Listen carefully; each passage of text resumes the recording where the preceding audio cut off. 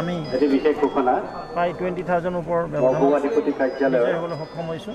তাৰ বাবে মই সমূহ উৰঙীয়াবাসী তলৰ মহলাৰ মোৰ তৰফৰ পৰা আন্তৰিক ধন্যবাদ আৰু কৃতজ্ঞতা আৰু তেখেতসকলৰ আশীৰ্বাদ আৰু মৰমৰ বাবে বাথৰুমৰ পুনৰবাৰ মই ধন্যবাদ জ্ঞাপন কৰিছোঁ।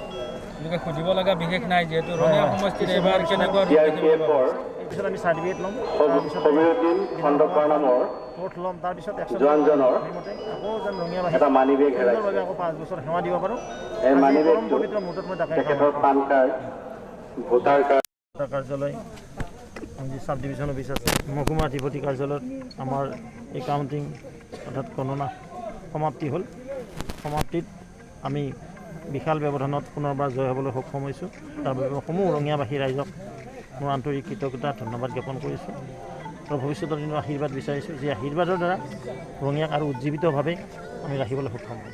প্ৰথম কৰিবলগীয়া আপোনাৰ যথেষ্ট কাম আছে। আজি জাষ্ট জিতিছোঁ, অলপ পিছত চাৰ্টিফিকেট ল'ম, বিধানসভাত যাম, অ'থ ল'ম, তাৰপিছত হ'ব একশ্যন প্লেন তৈয়াৰ।